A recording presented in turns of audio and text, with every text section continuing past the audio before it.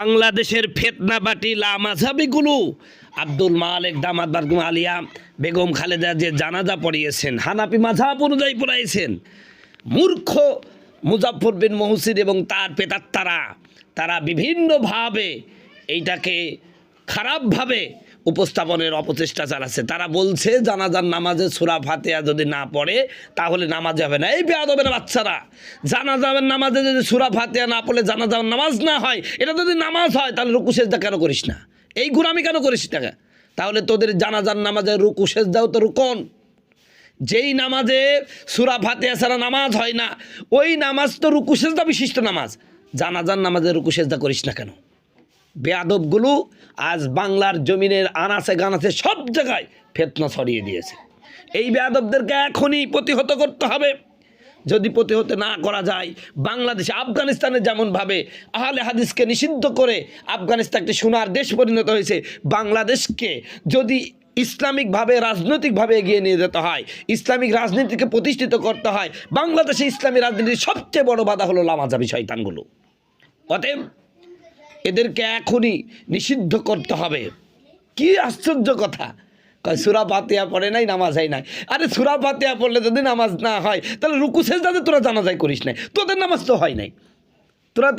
তোদের ধারণা তো জানাজার নামাজ, জানাজা এটা হলো এটি নামাজ, নামাজে তো রুকু সেজদা লাগবে। বেয়াদবগুলো এটাই বোঝে না, অথচ সমানে অপপ্রচার চালিয়ে যাচ্ছে। আসুন আমরা দলিল দিই, দেখি সূরা ফাতিহা কোন জায়গায় পড়ার কথা আছে। কোরআনে সূরা ফাতিহা পড়া যাবে না, পড়তে হবে সানাই। আল্লাহ রসুল সাল্লাল্লাহু আলাইহি ওয়াসাল্লাম সেটা বলেছেন, কানা নবী সাল্লাল্লাহু আলাইহি ওয়াসাল্লাম ইযা সাল্লা আলাল জানাজা ক্বালা সুবহানাকাল্লাহুম্মা বিহামদিকা।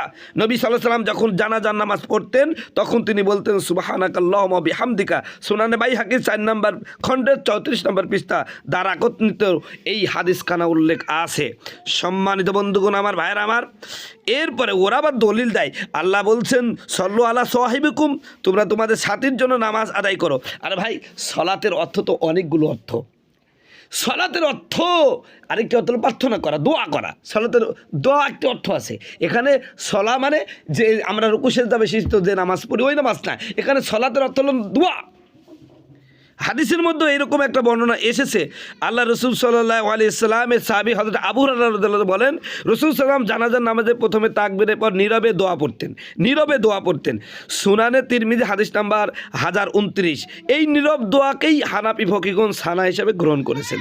জানাজার নামাজ দোয়ার নামাজ, এটা কিয়াসভিত্তিক দলিল হলো হযরত রসুল সাল্লাল্লাহু আলাইহি ওয়াসাল্লাম বলেছেন সল্লু আলা সাহিবুকুম, তোমরা তোমাদের সাথীর জন্য নামাজ আদায় করো, সহিহ আল বুখারী। জানাজা যেহেতু নামাজ, তাই নামাজের শুরুতে সানা পড়া সুন্নাত। এই কেয়াসে হানাফিরা সানাকে সুন্নাত বলেছেন। বন্ধুগণ আমার ভাই, হেদায়েত গ্রন্থে বলা হয়েছে জানাজার প্রথম তাকবীরে সানা পড়বে।